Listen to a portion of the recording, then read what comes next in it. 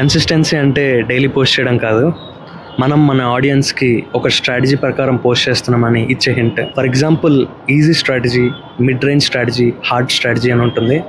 Easy strategy అంటే per వీక్కి 3 posts అంటే 3 రీల్స్, 1 or 2 స్టోరీస్ పెట్టడం. అండ్ మిడ్ రేంజ్ స్ట్రాటజీ అంటే 5 పోస్ట్స్ అంటే 5 రీల్స్, ఒక 2 or 3 స్టోరీస్ పెట్టడం. అండ్ అలాగే హార్డ్ రేంజ్ స్ట్రాటజీ అంటే వీక్లీ పోస్ట్ చేయడం అండ్ 1 day లైవ్ స్ట్రీమ్ చేయడం అండ్ అలాగే FAQ క్వశ్చన్స్కి రిప్లై ఇవ్వడం. సో ఇలా కన్సిస్టెంట్గా పోస్ట్ చేయడానికి చాలా దారులు ఉన్నాయి. నేనైతే ఈ 3 స్ట్రాటజీస్ ప్రకారం అయితే మీకు అర్థమవుతుందని సింపుల్గా చెప్పడానికి ట్రై చేస్తున్నా. అండ్ అలాగే చాలామందికి వర్క్ లైఫ్ అండ్ అలాగే కంటెంట్ క్రియేషన్ అనేది బ్యాలెన్స్ చేయడం అంత ఈజీ కాదు. నేనైతే నైట్ షిఫ్ట్లో మేనేజ్ చేయడానికి ట్రై చేసేవాడిని.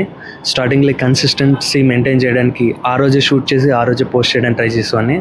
సో దానివల్ల ఏంటంటే ఒక 30 days చేయగలిగా, తర్వాత చేయలేకపోయాను.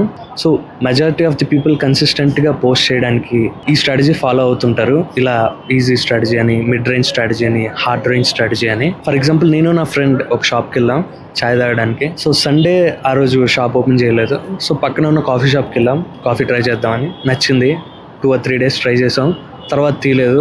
ఒక్కొక్కసారి తీస్తున్నాడు, ఒక్కొక్కసారి తీయట్లేదు. సో మాకు చిరాగేసి క్లారిటీ లేక మళ్ళీ ఫస్ట్ ఎప్పుడైతే చాయ్కి వెళ్ళే వాళ్ళమో అక్కడికి వెళ్ళడం స్టార్ట్ చేసాం. సో ఇలానే కంటెంట్ క్రియేషన్లో కూడా మనం కన్సిస్టెన్సీ అని ఒక వీక్కి 4 days పోస్ట్ చేయడం, తర్వాత ఒక 2 days గ్యాప్ ఇవ్వడం, 3 days ఇలా ఇర్రెగ్యులర్గా పోస్ట్ చేసే బదులు వీక్కి 2 days పోస్ట్ చేయగలిగితే 2 days పోస్ట్ చేయడం, 3 days పోస్ట్ చేయగలిగితే 3 days పోస్ట్ చేయడం. ఇలా కన్సిస్టెంట్గా ఎవ్రీ వీక్ మనం ఫాలో అయితే అన్నోన్ పర్సన్స్కి రీచ్ అవుతుంది.